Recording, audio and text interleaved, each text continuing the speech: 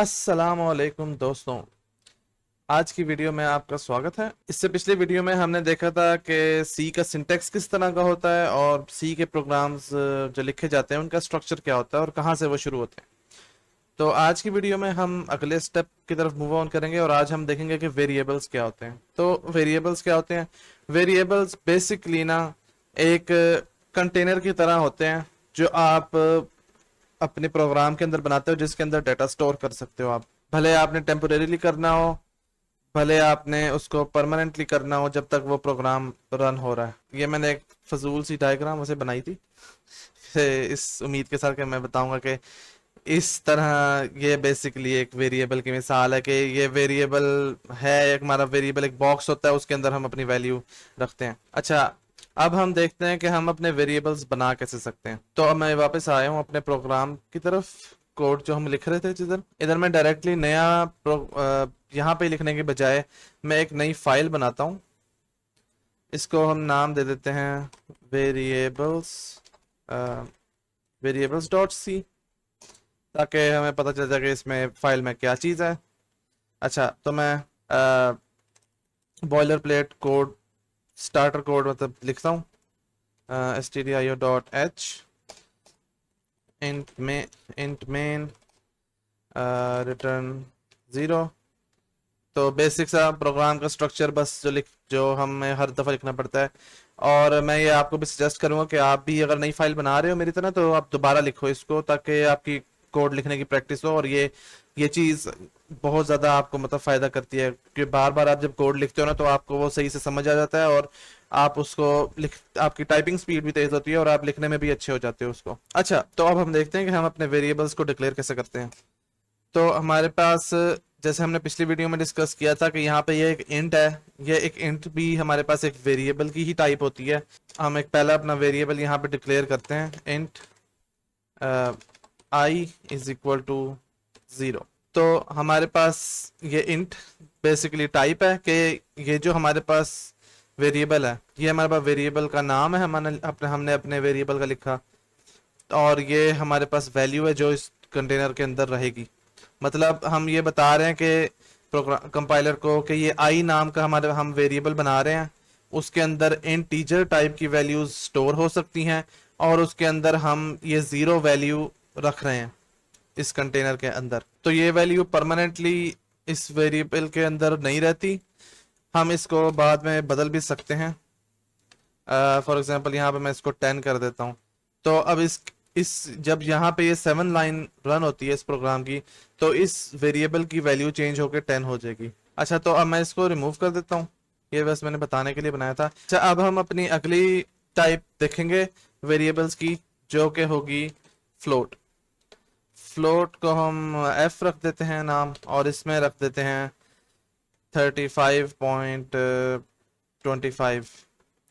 तो बेसिकली जो फ्लोट वाली वैल्यूज होती है ना, उसके अंदर अगर ये डेसिमल पॉइंट के बाद वाली मतलब वैल्यूज भी आपने स्टोर करवानी हो ना, तो उसके लिए हम फ्लोट रखते हैं। जो हमारे पास इंटीजर वाली वैल्यूज होती है ना, उनके अंदर अंदर हम पॉइंट वाली कोई भी चीज स्टोर नहीं करा सकते। तो मैं अगर अब यहाँ पे मुझे कोई एरर नहीं दे रहा, लेकिन अगर मैं इसको स्टोर भी करवा दूंगा ना, तो ये मतलब 0.5 को स्टोर नहीं कराएगा, सिर्फ 0 को स्टोर करवाएगा अपने पास। अच्छा, तो हम इसके बाद हम अपनी अब तीसरी टाइप देखते हैं, जो कि है कैरेक्टर। इसको हम सी दे देते हैं इस वेरिएबल को नाम। और कैरेक्टर के अंदर ना हम एक बस सिंगल इंग्लिश वर्ड या कोई भी कैरेक्टर बस स्टोर करवाते हैं। तो हम एक सिंगल कोट्स डालते हैं इसके लिए, और उसमें अभी के लिए मैं बस ये डी लिख देता हूँ। तो ये एक सिंगल कैरेक्टर है, और सी के मतलब कैरेक्टर वाली टाइप के अंदर सिर्फ यही आता है। तो इसके अंदर मैं एक से ज्यादा मतलब चीजें नहीं रख सकता। अभी ये मुझे एरर नहीं दे रहा, लेकिन जब बाद में हम इसको प्रिंट करवाने लगेंगे ना, तो ये हमें फिर मतलब एरर वगैरह देगा कि हम एक से ज़्यादा वैल्यू को स्टोर नहीं करवा सकते। कैरेक्टर के अंदर सिर्फ एक ही चीज़ हो सकती है स्टोर। वैसे अगर मैं इसको देखते हैं रन करके क्या ये एरर देता है हमें, ये देखो ये हमें एरर भी दे रहा है कि हमने मल्टीपल कैरेक्टर यूज़ किया है। यहाँ पे कैरेक्टर के अंदर सिर्फ एक ही वैल्यू हो सकती है। तो अगर हम इसको रिमूव करके सिर्फ डी रखेंगे ना और फिर इसको रन करेंगे, तो ये प्रोग्राम हमारा रन हो गया और हमें कोई एरर नहीं आए, लेकिन हमें इसने कोई आउटपुट भी शो नहीं करवाई क्योंकि हमने कुछ प्रिंट ही नहीं करवाया हुआ। तो इससे पहले कि हम इनको प्रिंट करवाने की तरफ जाएं, जो कि हम यहाँ पे देखते हैं, अगली चीज़ हम देखते हैं कि कमेंट्स कैसे डाल सकते हैं हम।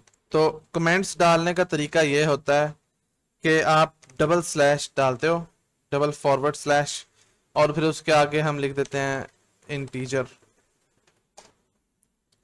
और फिर यहाँ पे हम लिखते हैं फ्लोट, और फिर हम लिखते हैं यहाँ पे कैरेक्टर।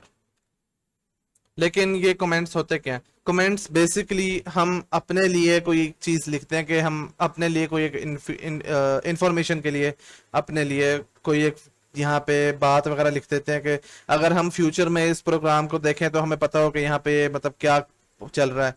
तो कमेंट्स बहुत एक यूजफुल चीज़ होते हैं, और आप अगर यूज़ करोगे तो मतलब आपके कोड की क्वालिटी बहुत ज़्यादा बढ़ती है। कि कोई और भी बंदा अगर आपको देखता है ना, तो आप मतलब कमेंट्स में लिखते हो, लिख दो यहाँ पे कि दिस लाइन डज समथिंग, तो मतलब कोई और भी बंदा भी देखेगा ना तो उसको पता चल जाएगा कि यहाँ पे क्या हो रहा है। ठीक है, तो ये होते हैं हमारे पास कमेंट्स। कमेंट्स बड़ी सिंपल चीज़ है और बड़ी अच्छी चीज़ है, मेरे ख्याल में इसको और एक्सप्लेन करने की जरूरत नहीं है। अच्छा, फिर हम देखते हैं कि हम इन वेरिएबल्स की वैल्यूज़ को प्रिंट कैसे करवा सकते हैं। तो हम उसके लिए भी यहाँ पे लिखेंगे प्रिंट और डबल कोट्स डालेंगे। अब इन वैल्यूज़ को प्रिंट करवाने के लिए हम एक स्पेशल यहाँ पे कीवर्ड यूज़ करना पड़ता है। तो अगर हमारे पास इंटीजर वैल्यू को हमने करवाना हो प्रिंट, तो हम लिखते हैं परसेंटेज डी, और फिर यहाँ पे कोटेशन मार्क्स के बाद कोमा डाल के हम लिख देते हैं आई, के आई की वैल्यू प्रिंट करवानी है। तो अब इस प्रोग्राम को अगर हम रन करें तो आप देखोगे कि हमारे पास एरर आ गया क्योंकि मैंने प्रिंट लिख दिया यहाँ पे, हालांकि प्रिंट एफ लिखना था यहाँ पे। तो आप यहाँ पे देखते हो कि हमारे पास ने 0 प्रिंट करवा दिया क्योंकि हमने आई के अंदर 0 स्टोर करवाया था। तो हम यहाँ पे 50 स्टोर करवा देते हैं, और अब अगर इसे रन करें तो हमारे पास आप देख सकते हो कि 50 इसने प्रिंट करवा दिया। तो ये बेसिकली वर्क किस तरह करता है कि ये हमारे पास ना एक स्पेशल प्लेस रख लेता है अपने पास ये स्ट्रिंग के अंदर, और फिर स्ट्रिंग के बाद जो सबसे पहला वेरिएबल होता है ना हमारे पास, वो इसके ऊपर इसकी जगह पे रख देता है उसकी वैल्यू। तो अगर हम यहाँ पे एक से ज़्यादा बनाएं इंट को, इसको कर देते हैं आई जे, और इसको कर देते हैं के, और इसको कर देते हैं 60, इसको कर देते हैं 70। तो अब हम यहाँ पे स्पेस डाल के एक और मैं लिखता हूँ परसेंटेज डी, फिर स्पेस डाल के एक और परसेंटेज डी लिखता हूँ, और फिर इसके बाद मैं आई, फिर अब पहले हम लिख देते हैं के, फिर उसके बाद लिखते हैं जे।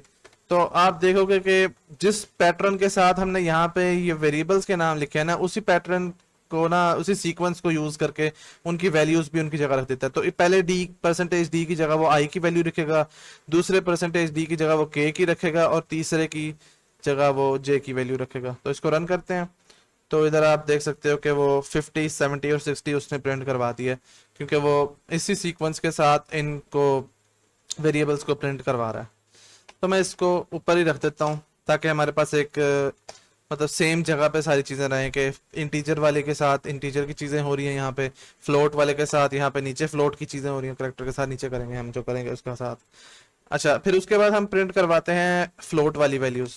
तो यहाँ पे मैं दोबारा एक और प्रिंट एफ लिखता हूँ, और ये आपने कॉपी नहीं करना कि बार बार ऊपर से आपने बार बार हम प्रिंट एफ लिख रहे हैं तो आपने ऊपर से कॉपी कर लिया, नहीं ऐसे नहीं करना। आपने खुद इसको लिखना है, क्योंकि आप खुद कोड को लिखते हो जितना, उतना ही आपकी प्रैक्टिस बिल्ड होती है और उतना ही आप जल्दी बेहतर होते हो कोडिंग में। अच्छा, तो हमने यहाँ पे प्रिंट एफ लिख दिया। अब जो फ्लोटिंग पॉइंट वाली वैल्यूज होती है ना, फ्लोट वाली वैल्यूज होती हैं, उसको प्रिंट करवाने के लिए हम परसेंटेज डी की बजाय परसेंटेज एफ लिखते हैं, क्योंकि परसेंटेज एफ फ्लोट। अच्छा, फिर हम यहाँ पे उसके बाद उसी तरह यहाँ पे परसेंटेज एफ के बाद एफ लिख देंगे, तो हमारे पास इस एफ की वैल्यू हमारे पास प्रिंट हो रही है। अच्छा, अब हमारे पास ये वैल्यूज प्रिंट हुई है ना, तो आप देखते हो कि वो उसने सारी वैल्यूज को ना एक ही लाइन के अंदर प्रिंट करवा दी है। तो अब हमने ये 3 वैल्यूज ऊपर प्रिंट करवाई थी ना, तो इसने इसके बाद जब ये वाली वैल्यू प्रिंट की यहाँ पे एफ की, तो उसने वो भी साथ ही चिपका दी है उसके। तो इसको हम या तो यहाँ पे इसको कमेंट कर सकते हैं, अगर हम इसे कमेंट कर दें तो ये वाली लाइन रन ही नहीं होगी। कंपाइलर कमेंट्स को ना कंप्लीटली इग्नोर करता होता है, लेकिन हम ऐसा नहीं करेंगे। हम इसको ना अगली लाइन पे लेके जाना है, लेकिन हमने इसको भी प्रिंट करवाना है। तो इसके लिए हम एक चीज यूज करते होते हैं, इसको कहते होते हैं एस्केप सीक्वेंसेस सी में। तो अब मैं यहाँ पे अगर लिख दूं ना, इसके आखिरी वाले %d के बाद \n, तो ये बैकस्लैश डाली है। बैकस्लैश आपके कीबोर्ड पे ना एंटर की के ऊपर होती है, और जो हमारे पास दो तरह की स्लैशेस होती हैं, एक बैक स्लैश होती है और एक फॉरवर्ड स्लैश होती है। तो ये मैंने फॉरवर्ड स्लैश डाली है। फॉरवर्ड स्लैश अगर आपको इनको याद करने में मसला होता है ना नाम में, तो जो फॉरवर्ड स्लैश है ना उसमें वो ऊपर से आगे कोई भी होती है, और जो बैक स्लैश है ना वो ऊपर से पीछे कोई भी होती है। पर ये याद करने का इनको आसान तरीका है। अगर रन करें ना इसको सेव करके फाइल को, तो आप देखते हो कि वो अगली लाइन पे उसने कर दिया है। तो ये \n का काम होता है। इसका बेसिकली मतलब ये होता है न्यू लाइन। इसके अलावा हमारे पास कुछ और भी एस्केप सीक्वेंसेस होते हैं। तो अगर मैं इस \n की बजाय यहाँ पे स्पेसेस डालने की बजाय यहाँ पे मैं एक और एस्केप सीक्वेंस यूज करता हूँ, \t यहाँ पे। तो \t का मतलब होता है टैब। तो आप देखते हो कि इनमें काफी ज्यादा स्पेसेस मतलब डाली हुई हैं उसने। ये कोई मतलब 5-6 स्पेसेस उसने डाल दी हैं टैब का। टैब बेसिकली अगर आप वैसे भी अपने किसी जगह पे टेक्स्ट लिख रहे हो ना, और आप टैब दबाओ, तो आप देखोगे उसने उसको 4 स्पेसेस मूव किया हुआ है। क्योंकि मेरे इधर जो कोड एडिटर है उसमें टैब साइज जो है ना वो 4 सेट किया हुआ है। तो बेसिकली अगर आप एक स्पेस डालने की बजाय ना, अगर मतलब टैब दबा देते हो तो वो 4 स्पेसेस उसको आके मूव कर देता है। तो वैसे अगर 1 2 3 4 ऐसे मूव किया मैंने अलग अलग स्पेसेस डाल के, अगर टैब दबा दूं तो वो इकट्ठे 4 स्पेसेस उसको मूव कर देता है। इसको अभी के लिए हम वापस स्पेसेस पे ही ले आते हैं, ताकि वो सारी चीजें मतलब अच्छे से दिखें हमारे पास सारी इकट्ठी। अच्छा, तो अब हम देखते हैं कैरेक्टर को कैसे प्रिंट करवाते हैं। तो कैरेक्टर को प्रिंट करवाने के लिए हम दोबारा प्रिंट एफ लिखते हैं, और यहाँ पे %f की बजाय अब हम लिखेंगे %c, क्योंकि c फॉर कैरेक्टर। तो हम यहाँ पे बस आगे c डाल देंगे, और जैसे हमने यहाँ पे \n डाल देते हैं। तो जैसे हमने इसकी वैल्यू प्रिंट करवाई थी, अगर अब रन करें तो हमारे पास ये c की वैल्यू अब इसने प्रिंट करवा दी है। ठीक है, तो ये बस 3 टाइप की वेरिएबल्स है हमारे पास। अब हम नेक्स्ट चीज की तरफ मूव करते हैं, जो कि है इनकी वैल्यूज चेंज कैसे होती हैं। तो अभी के लिए मैं ये प्रिंट जो हो रहे हैं ना इनको कमेंट कर देता हूँ यहाँ पे। अगर आप VS कोड यूज कर रहे हो और आप बार बार 2 फॉरवर्ड स्लैशेस नहीं प्रेस करना चाहते, तो आप कंट्रोल और ये फॉरवर्ड स्लैश प्रेस करोगे तो वो ऑटोमेटिकली लाइन को कमेंट कर देगा। तो अब हम वैल्यू को चेंज करने के बारे में देखते हैं। तो इंटीजर वाले को पहले हम देखते हैं कि यहाँ पे a की प्रिंट %d लगा देते हैं। अब हम यहाँ पे i की वैल्यू यूज कर रहे हैं।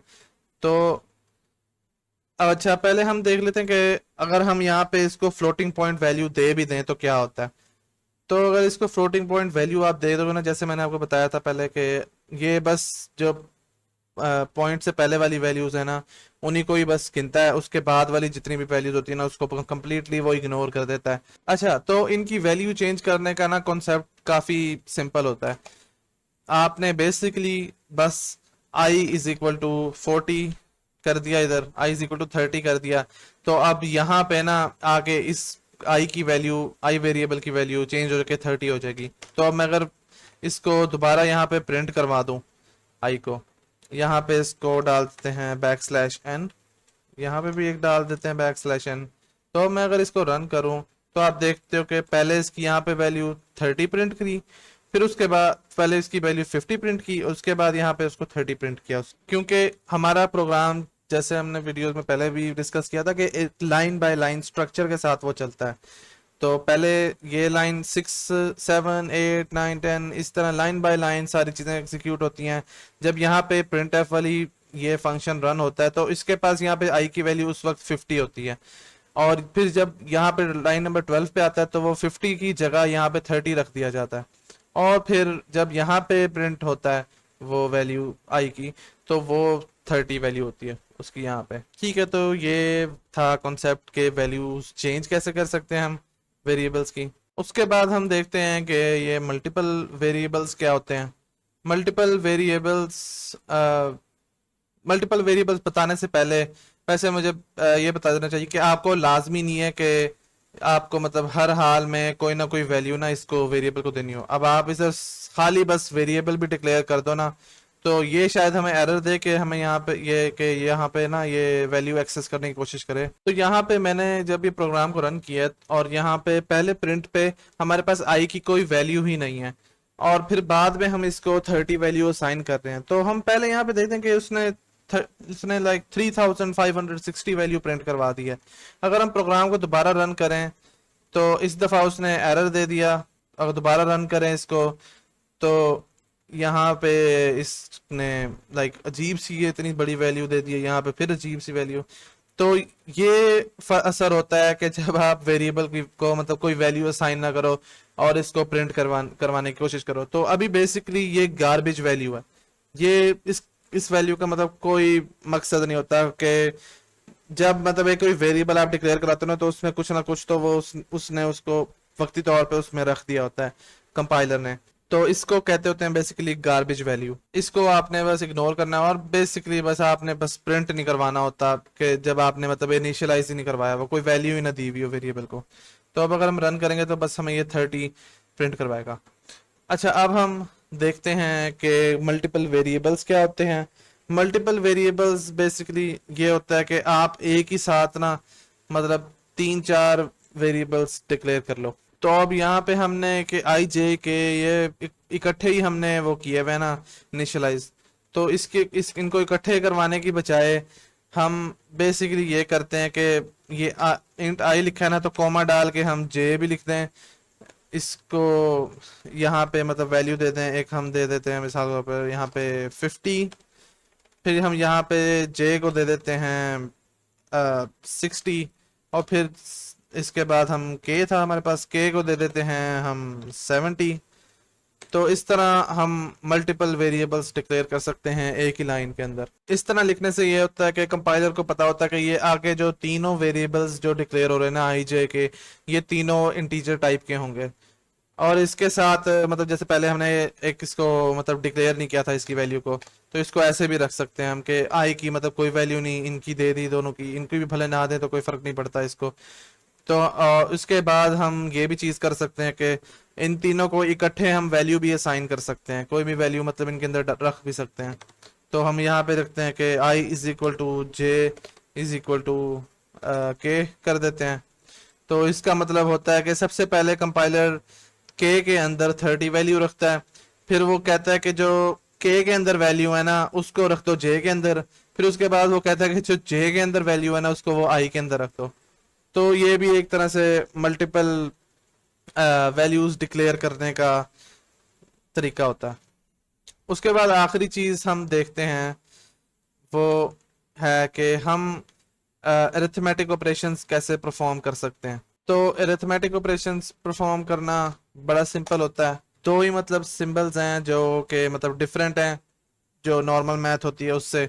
वो प्लस के लिए आप प्लस का सिंबल यूज करते हो, माइनस के लिए माइनस का, ये प्लस के साथ वाला ही मतलब माइनस का। उसके बाद मल्टीप्लाई का क्रॉस तो होता नहीं, तो फिर हमारे पास होता है स्टार ये मल्टीप्लिकेशन के लिए। उसके बाद डिवीजन के लिए हमारे पास फॉरवर्ड स्लैश होती है। और उसके बाद आखिरी चीज होती है हमारे पास मॉड्यूलस ऑपरेटर। ये 5 आमतौर पे हमारे पास अरिथमेटिक ऑपरेशंस परफॉर्म करने के लिए यूज होते हैं सिंबल्स। तो हम यहाँ पे पहले देखते हैं कि हम इन वैल्यूज को ऐड कैसे कर सकते हैं। अब हम यहाँ पे एक और वेरिएबल डिक्लेयर करते हैं इंटीजर सम। इसको कर देते हैं आई प्लस जे प्लस के, और यहाँ पे नीचे आई की बजाय हम यहाँ पे प्रिंट करवा देते हैं सम को। तो अब इसे रन करते हैं तो यहाँ पे उसने हमें इनका सम करके दे दिया आंसर में। उसकी बजाय हमें यहाँ पे इसको मतलब अलग वेरिएबल में स्टोर करवाने की भी ज़रूरत नहीं है, हम डायरेक्टली इसको यहाँ पे भी लिख सकते हैं। तो ये वर्क कैसे करता है कि आप अगर इसको सोचो तो ये इस पूरी एक्सप्रेशन का रिजल्ट तो एंड में एक मतलब इंटीजर वैल्यू ही निकलती है सॉलिड। जो कि मतलब 90 बनती है हमारी यहाँ पे। तो ये सारी चीजें ऐड होके एक ही इंटीजर वैल्यू बनती है 90, और वो एक इंटीजर वैल्यू वो बस यहाँ पे परसेंटेज डी की जगह ना रख देता है। तो इसको भी अगर रन करें तो हमारे पास सेम 90 आंसर आएगा। इसके बाद हम देखते हैं कि हम एरिया और एवरेज कैसे हम निकाल सकते हैं वैल्यूज का। ये बस सिंपल एक अरिथमेटिक ऑपरेशंस की प्रैक्टिस के लिए हम देखते हैं। तो अब हम इंटीजर की बजाय यहाँ पे हम फिर फ्लोट में अब देखते हैं कि हम फ्लोट्स वैल्यूज को कैसे मतलब यूज कर सकते हैं। इनको भी यूज करना मतलब कोई डिफरेंस नहीं है। यहाँ पे मैं एक और वैल्यू बनाता हूँ w की, इसको मैं दे देता हूँ 23.56। और बाय द वे लाजमी नहीं है कि आप मतलब कोई फ्लोट आपको पॉइंट वाली वैल्यू कोई देनी पड़े। आप फ्लोट वाले वेरिएबल को बगैर मतलब डेसिमल पॉइंट वाली वैल्यू के भी दे सकते हो, ये भी कंप्लीटली सही काम करेगा। लेकिन मैं अभी के लिए दे देता हूँ इसको। और फिर हम देखते हैं कि हमने एरिया कैसे कैलकुलेट करना है। एरिया हम बेसिकली कैलकुलेट करते होते हैं float a is equal to f multiply by w, और हम यहाँ पे बस प्रिंट करवा देते हैं a को। तो हम ये इन दोनों वैल्यूज का एरिया कैलकुलेट कर लेंगे, और ये हमारे पास एरिया आ गया 822 पॉइंट समथिंग। तो अब हम यहाँ पे देखते हैं कि हमें मतलब अगर आप एक किसी बंदे को ये दिखाएं कि ये यहाँ पे मैं एरिया कैलकुलेट कर रहा हूँ, तो क्या आपको लगेगा कि उसको समझ आएगी कि यहाँ पे क्या हो रहा है? मतलब अगर उसको आप ना बताओ कि यहाँ पे मैं एरिया कैलकुलेट कर रहा हूँ, तो क्या वो उसको ये देख के, ये 4 लाइनें देख के उसको समझ आएगी कि यहाँ पे क्या कर रहे हैं हम? तो इसके लिए हम यूज करते होते हैं अच्छे मतलब वेरिएबल के नाम। तो हमारी कोशिश ये होती है कि हम वेरिएबल्स को ऐसे नाम दें जिससे मतलब पढ़ने वाले को मतलब समझ आ जाए कि ये वेरिएबल का नाम है और इससे मतलब क्या हो रहा है, और ये वेरिएबल मतलब क्या करता है। तो इसलिए बेहतर होगा कि हम इस वेरिएबल को ऐसा नाम दें जो मतलब जिसकी कोई मतलब सेंस बनती हो। तो ये होगा लेंथ होगा, और ये होगा विड्थ। तो अब हमें यहाँ पे भी इनको दोबारा रीनेम करना पड़ेगा, लेंथ और यहाँ पे विड्थ, और यहाँ पे हम इसको दे देते हैं एरिया नाम। तो ये हो गया एरिया। तो अब मतलब अगर आप देखो कि कोई बंदा भी अगर इसको पढ़े तो मतलब और उसको थोड़ा सा भी मतलब मैथ का पता हो तो उसको पता चल जाएगा कि यहाँ पे ये क्या चल रहा है। यहाँ पे ये लेंथ है हमारे पास, विड्थ है, और हम इसका फिर एरिया कैलकुलेट कर रहे हैं, और फिर उस एरिया को बस प्रिंट करवा रहे हैं हम। इसको रन करें तो हमारे पास फिर भी सेम आंसर आएगा। अच्छा, इसके बाद हम देखते हैं कि हम यहाँ पे इसको मतलब अच्छे से पढ़ने लायक बना कैसे सकें इसको। तो हम यहाँ पे लिख देते हैं एरिया इज इक्वल टू, और फिर ये परसेंटेज है। तो अब यहाँ पे थोड़ा सा अच्छे फॉर्मेट में हमारे पास ये आंसर को प्रिंट करवा रहा है। अब इसके बाद हम देखते हैं कि हम दो वैल्यूज का एवरेज कैसे निकाल सकते हैं। तो हम एक बनाते हैं यहाँ पे फ्लोट, और इसको v1 नाम दे देते हैं कि वैल्यू 1 है ये हमारे पास। इसको हम दे देते हैं 23.5 दे देते हैं, ठीक है। इसके बाद हम दे देते हैं इसको एक इंट को हम देते हैं v2, और v2 इज इक्वल टू इसको दे देते हैं 3 दे देते हैं नाम। और फिर इसके बाद हम एक वेरिएबल बनाते हैं फ्लोट का, और इसको हम देते हैं कि नाम देते हैं इसको average is equal to v1 plus v2, और डिवाइड कर देते हैं हम इसको 2 से, क्योंकि हम दो वैल्यूज का एवरेज निकाल रहे हैं। उसके बाद दोबारा प्रिंट एफ करते हैं, और प्रिंट एफ में हम average is equal to percentage f, और फिर कॉमा डाल के यहाँ पे एवरेज लिख देते हैं हम। तो अब हम इसे अगर रन करें तो हमारे पास पहले एरिया कैलकुलेट हो रहा है और उसके बाद वो एवरेज कैलकुलेट कर रहा है। लेकिन अगर आप इस एवरेज को गौर से देखो, तो मैं इसको ज़रा सा जूम करता हूँ इस अपने एडिटर को, तो आप देखोगे कि ये एवरेज कहीं से आपको सही लग रहा है, कि इन दो वैल्यूज की एवरेज आपको कहीं से लग रहा है। वो इसलिए मसला होता है क्योंकि प्रोग्रामिंग लैंग्वेजेस में जो हमारे पास अरिथमेटिक ऑपरेशंस होते हैं उसको सॉल्व करने का एक ऑर्डर होता है। तो सबसे पहले जो हमारे पास फंक्शंस जो अरिथमेटिक ऑपरेशंस परफॉर्म होते हैं ना, उसमें मल्टीप्लिकेशन और डिवीजन होती है। उसके बाद हमारे पास होती है एडिशन और सब्ट्रैक्शन। तो पहले मल्टीप्लिकेशन और डिवीजन हो जाती है और फिर हमारे पास होती है एडिशन और सब्ट्रैक्शन। अब हमारे केस में यहाँ पे सबसे पहले इस अरिथमेटिक ऑपरेशंस में आपको क्या लगता है क्या होता होगा? सबसे पहले हमारे पास यहाँ पे होता है कि जो वैल्यू 2 है, हमारे पास 3 है, 3 को डिवाइड कर देता है वो 2 के साथ, तो वो 1.5 वैल्यू बन जाती है। और फिर 1.5 वैल्यू को वो इसके 23.5 के अंदर ऐड कर देता है। तो उसके बाद हमारे पास ये आंसर आता है। और फिर भी अगर आप मतलब सोच रहे हो कि फिर भी हमारे पास आंसर गलत आना चाहिए, मतलब गलत आ रहा है, तो अगर मैं यहाँ पे कैलकुलेटर खोलूं और फिर हम मतलब देखें यहाँ पे 3 डिवाइडेड बाय 2 करें और हमारे पास 1.5 आता है आंसर, और फिर इसको हम ऐड कर दें 23.5 में, तो हमारे पास 25 आता है। लेकिन यहाँ पे ये हमारे पास जो आ रहा है वो 24.5 आ रहा है, क्योंकि हमारा पूरा यहाँ पे ऑर्डर ही अरिथमेटिक ऑपरेशन का गलत है। तो इसको सही से करने का तरीका ये होता है कि हम प्रेसिडेंस खुद सेट करें कि हम कौन सी चीज को पहले मतलब सॉल्व करना चाहते हैं। उसका तरीका ये होता है कि जैसे आप नॉर्मल मैथ में मतलब करते होते हैं ना, कि कौन सी चीज आपको एक मैथ इक्वेशन में पहले सॉल्व करनी है, तो उसके लिए इर्द गिर्द ना आप पैरेंथेसिस डाल देते हो कि पहले ये चीज सॉल्व होगी, उसके बाद आपने मतलब डिवीजन करनी है। तो अब हम इसे अगर रन करें तो हमारे पास आता है आंसर 13.25। और अगर हम इसको कैलकुलेटर में भी रन करें तो अब हमारे पास प्रॉपर ऑर्डर के साथ वो इक्वेशन सॉल्व हो रही है। तो पहले v1 की वैल्यू हम डालते हैं 23.5 और इसको फिर ऐड करते हैं 3 के साथ, और फिर इसमें हम डिवाइड करते हैं 2 से, तो हमारे पास 13.25 एक प्रॉपर आंसर आता है। इससे पहले जब अगर हमने ऑर्डर सेट नहीं किया था कि कौन सी चीज हमारे पास पहले सॉल्व होनी चाहिए, तो वो सारी गड़बड़ हुई पड़ी थी उसकी वजह से। अच्छा, अब हमारे पास आप देख सकते हो कि 13.25 है और उसके बाद हमारे पास 4 एक्स्ट्रा जीरोस लगे हुए हैं। तो अगर तो हम सिर्फ चाहते हैं ना कि शुरू वाली हमारे पास डेसिमल पॉइंट्स से पहले वाली वैल्यू आए हमारे पास, तो हम इसको फ्लोट की बजाय इंट कर देते हैं। और अब मैं अगर इसको रन करता हूँ तो हमारे पास आंसर नहीं आ रहा। और आंसर इसलिए नहीं आ रहा क्योंकि हमारे पास एवरेज जो है वो एक इंटीजर वैल्यू है, लेकिन हम इसको प्रिंट करवा रहे हैं परसेंटेज एफ के साथ, तो इसको हमें बदल के परसेंटेज डी करना होगा। तो अब हम इसको प्रिंट करवाते हैं तो हमारे पास सिर्फ जो डेसिमल पॉइंट से पहली वाली वैल्यू है ना, वही हमारे पास प्रिंट हो रही है। पहले मतलब 13.25 थी, अब वो सिर्फ 13 प्रिंट हो रही है हमारे पास।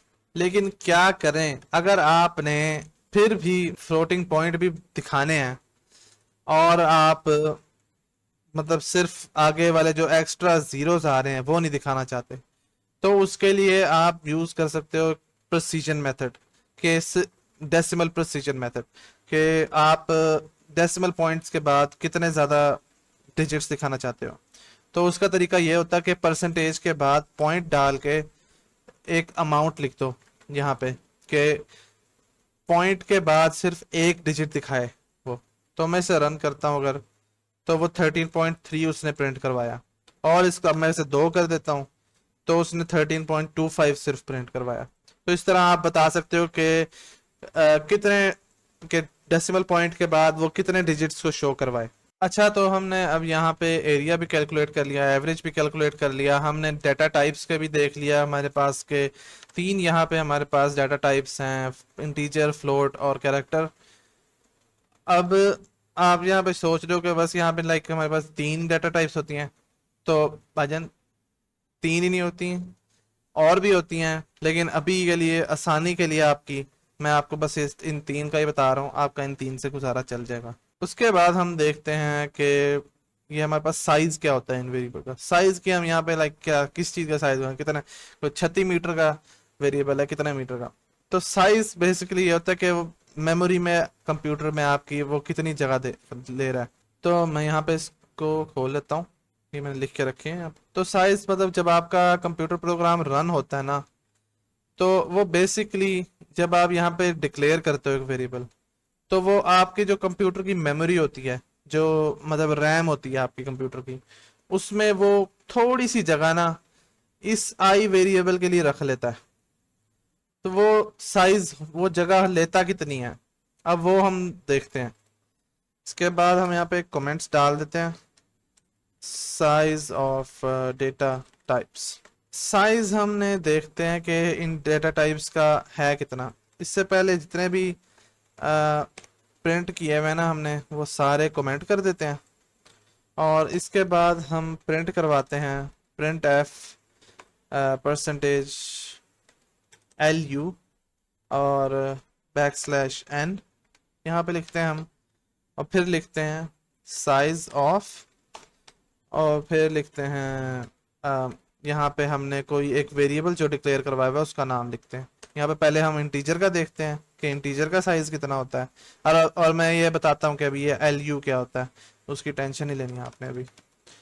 अ, इसके बाद हम प्रिंट करवाते हैं लेंथ का साइज क्या है, और उसके बाद हम प्रिंट करवाते हैं सी का, कि कैरेक्टर का मतलब साइज क्या है।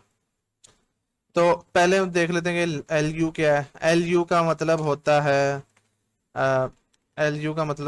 है लॉन्ग अनसाइंड इंट। तो इंटीजर का जो मेमोरी साइज होता है ना, एक तो वो मतलब जितना होता है, अब वो कभी कभार पूरा नहीं होता हमारे लिए कि वो उसमें मतलब हमने जो वैल्यू रखनी हो ना, फॉर एग्जांपल कोई अरबों खरबों आपने डॉलर रखने हो उसके अंदर, तो इंट का साइज अगर पूरा नहीं होता, तो उसके बाद हमारे पास एक और डेटा टाइप होती है लॉन्ग अनसाइंड इंट। उसको डिक्लेयर करने के बजाय, इंट की बजाय ना हम यूज करते हैं उसके लिए लॉन्ग का कीवर्ड।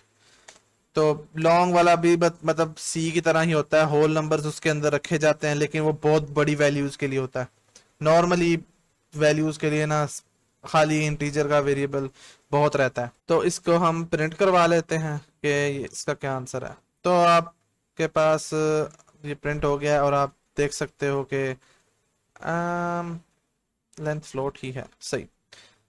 तो इंटीजर का जो साइज है ना वो 4 बाइट्स है, और लेंथ जो एक फ्लोट का वेरिएबल है, फ्लोट की साइज है 4 बाइट्स।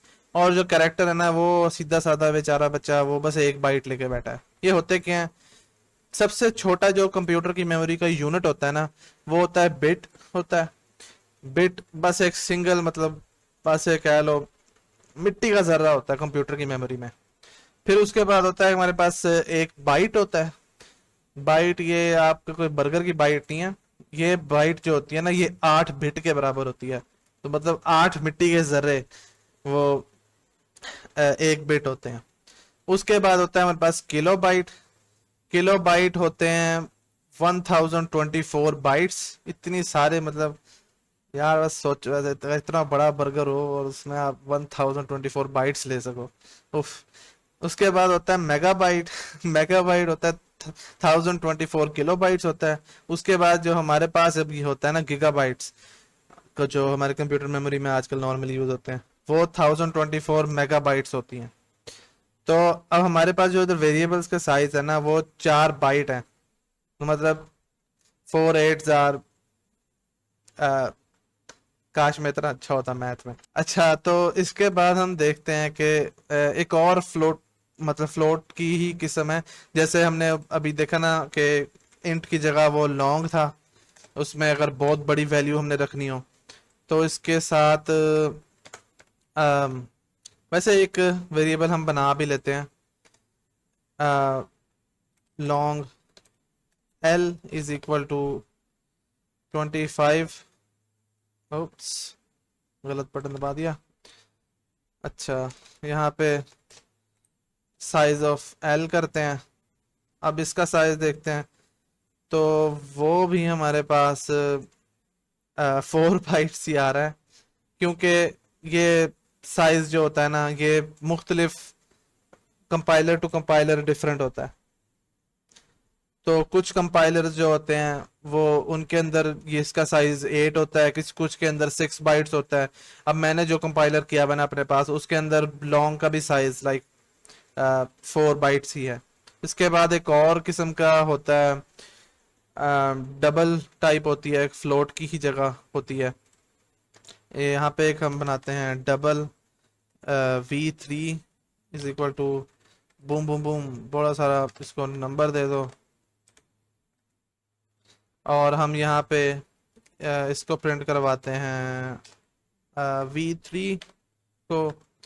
तो इसको प्रिंट करवाते हैं, तो इसका आप साइज देखते हो, इसका साइज 8 है, क्योंकि ये काफ़ी हद तक मतलब सबसे बड़ी वैल्यूज़ के लिए यूज़ होता है। डबल वाला जो वेरिएबल होते हैं वो नॉर्मली इसलिए इतना इस्तेमाल नहीं किए जाते लोगों के से, क्योंकि इसके अंदर बहुत बड़ी बड़ी वैल्यूज़ रखी जाती होती हैं।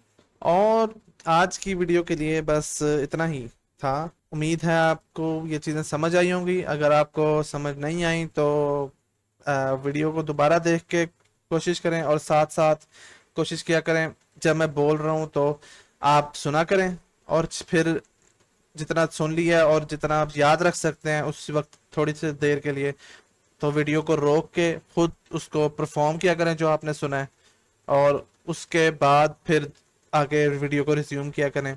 अगर आपको कोई चीज़ समझ नहीं आती तो उसको एक दो बार दोबारा सुन के देखा करें। अगर फिर भी नहीं समझ आती तो उसको गूगल करके देख लिया करें। और मैं आपसे मिलता हूँ अगली वीडियो में। अल्लाह हाफिज़।